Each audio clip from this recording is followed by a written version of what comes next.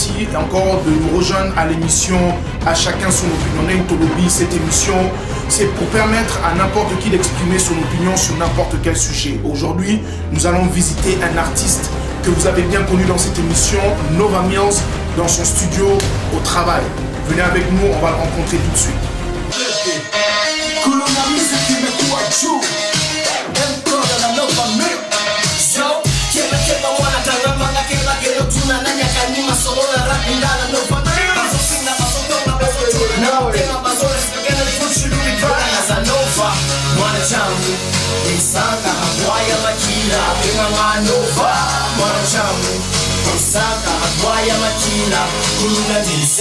Look, we ain't gotta talk about it. You already know the boy got it off the poppin'. Anything you want, boy, we can get into it. All you gotta do is say my name, we get into it. See it, tozo pela moto pasako sika. Bona ba yebi biso awa toza musika. Oya sana tembi, yebi saya fana kinya. Soka bekina Nova, ako bali boma. I wanna make you Nova, feel it. Chacun son opinion. This is M. Corey, boy in the building. This is a studio right here. Dans le cadre studio à Milito. Donc tout le monde là, on a vraiment décidé de monter na bino.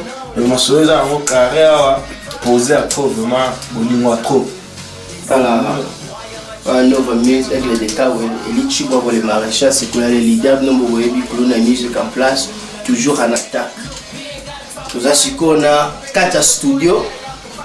Place Maramou Salama Souli Salama Wani. Nous webis big up la pitch. Nous webis ne masoula ali donc Colonna Music. Les sais bien avant, je sais bien que tout ça la mixtape special edition for les bima. Donc on a quelques semaines ici, 5-6 semaines en ça là qui est bima.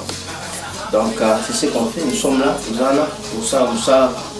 Ndenge masolo nyonso ezotambola kaka nde nous alobi na first edition oyo tozopesa eza lokola tolingi nano tosepelisa nano public tolingi nano econfirme eyebaka eno mosala vraimen ezosala nini ezosalema kati ya studio toyaka na studio ya koblage te mpona mingi so ese komi nde tobeta musique mpo tomema mpe drapeau ya kongo na biso ezala mpe eyokama mpe partout lokola ndenge bamusicien mosusu baafricain na biso baobeta na nzembo na bango eyokani mpe partout mais first edition oyo baedition ekozala ebele mais na album oyo koya tobeta nano first edition oyo ya mixtape oyo okokaki fiture eza kwata mixtape wana ezobimaka na mingi te mixtape oyo ya first edition mpe ezobima ekozala mpe nango mwa nombre ya bachanson mpo toyembi vraiment na balangue nyonso ya kongo na biso mpe na balangue mosusu ya afrique donc ezaki eno tozosala vraiment mosala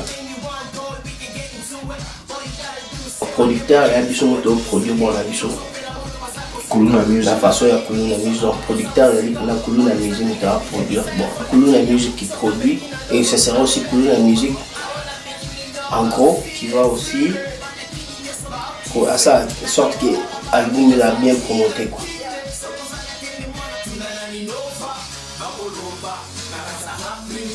Il faut comprendre musique arabe lingala oyo ils ont quoi bastille la musique la musique déjà est confirmé vous comprenez et confirmé en dingue na bango la façon que mon artiste a leur kokota à ça la couper décalé à cartonner parce que c'est déjà bon à l'oreille de tout le monde parce que bah évidemment ndenge couper décalé et sonne donc son peut-être mis a un problème mais mon toi ça arabe un grand problème parce que dans le salama vous comprenez donc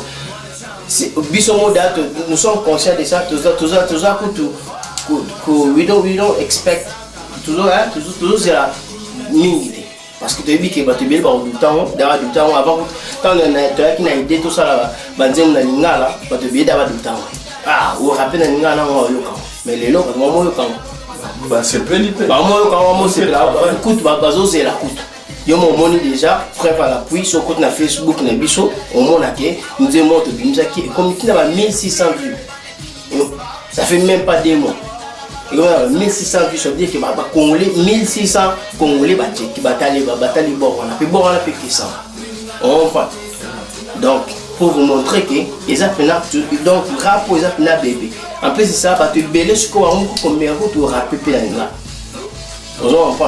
Les gens, ils bossent à Congolais, ils voient que oui, pendant ça en anglais ou bien en français. Non, mais les années qui s'en viennent au monde, on a battu bien, on a bien dans le bête à bord, on a les gars. Au moins, le futur, ils ont déjà. Vous comprenez? Parce que la l'air n'a pas tu es au Kouta, bon, ils ont déjà travaillé. Tu es ce que tu as bâti, si tu peux banzer mon sous. Vous comprenez? Tu bêtis peu banzer mon sous, tu peux banzer mon sous, les a et moko, mais na bêtis moi veste, na kati. Right? Quand bête a veste, on a la carte, ils ont chanson naïe, mais une featuring encore. Right? Ils ont banzer mon bébé, peut être bimapé, mon sous peut essayer bimi. Oh, ils ont un moko, il peut essayer à featuring na kati. Vous comprenez? Ils ont système andé, ils ont système que non. Hier, as artiste na nenga nova, nenga nova, musoyi ba bengi lelo ata na podium, banani nyoso bazana hotel maye moko a beti pe masolo tous les mutandimi. So pe ba bengi mko pe na hotel ma pe top shata. Na beti pe ba masolo tous les mutandimi. Ozo pan. Eza album o eza ki déjà bazali ko préparer first edition depuis quand. Et il y a confusion ba activiste so ba non.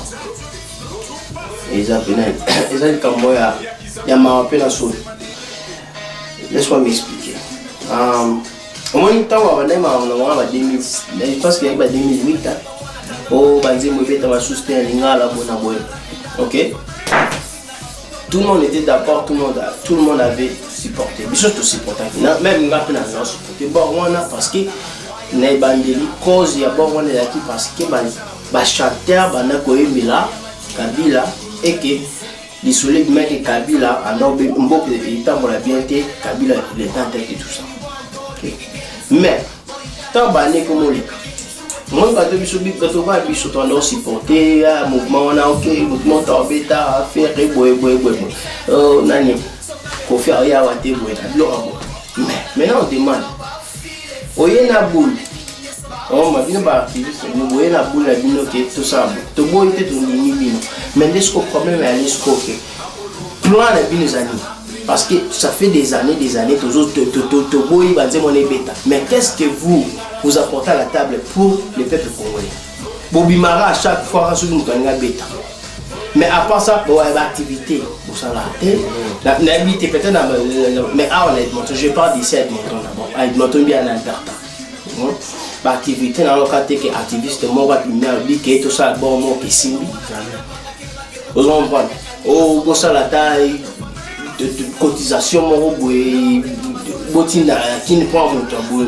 ma remboursement na qui OK na monya on a été Bobimara so boiga oh fallait azoya ce qui nanya awilo zoya oh ne bobini so bi bobini bo a retourner à nombre 10 voilà nombre 4 2 donc c'est quoi votre vie to boton di ngala boité bolini te manzé be de ma to boité mais ce qu'on plan de nos années plan de ça fait depuis 2008 jusqu'à 2015 qu'est-ce que vous avez accompli to boité to la libinoti 2015 qu'est-ce que vous avez accompli qu'est-ce que vous avez fait pour nous bon ça mais chaque chose que tu fais doit avoir une cause de nos années kaboti baba embate wana baba bulu na bango bozo bebis baba ba famille faut basu bituma bino za pena orge bokunda peuple bokunda kwa peuple congolais bonga so tu bola komona gouvernement bokende bokunda contre bato ba yemba ya musique na bango donc il y a travail na bango to go stopper mon travail j'en pas. Donc, c'est que je peux dire que ceux qui font activistes, il y a Edmonton, il y a Alberta ou bien n'importe où au monde, il y a un problème, va présenter des problèmes, va présenter des solutions.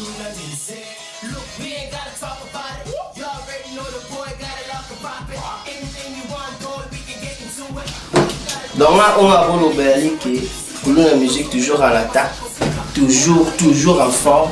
Donc on a check ba doute balobaki ning balobaki trop mais toujours là bino momoni ba résultat bimi non hotel na Facebook bomo ndenge ba ils ont payé ça ba compte na www.facebook.com good Congolese music bazo ken bazo like bazo kawandu la couleur la musique on prend ba se retrouver pour amoni que oui bano ba na ba couleur te ya ka ko mo mandimi pe na ba to si pe musala la biso donc la pesi bino mote merci à trop la bato ba il y a trop la bato ba supporter biso no mo ebi ali mko yona nova mills couleur la musique ya man ka ndena lo ba di show boy mko Anything origination, no imagination.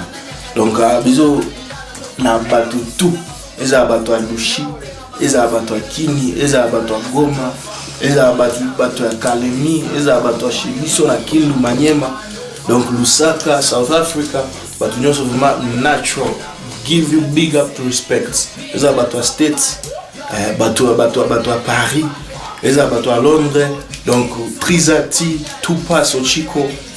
Ja Judy, Oliver Man Peace, bangonyo sûrement bana kati ya motema biso vraiment merci na ndebo supporter biso J-Bone na Amérique mo alela Nova Mills na ndemo ba jete bangonyo sûrement merci beaucoup vraiment pour continuer vos like na ko support bo expect bo blog ya bien ezobima na minute to sto changer système to beta vraiment que non to mema drapeau na biso ti likolo to koma vraiment partout nyonso a besoin monde chaque chose donc merci à trop na chacun son opinion pour na aïe na studio à biso banini à visiter biso merci à trop na Sam yo moyebi na l'appareil asi masolo en Edmonton surtout kota yo moyebi donc Alphonse Recross Edmonton Alberta hier one donc pitch and yo moyebi Benson Big Mike Lucky Bird petit nangai elle là trop marié moi tellement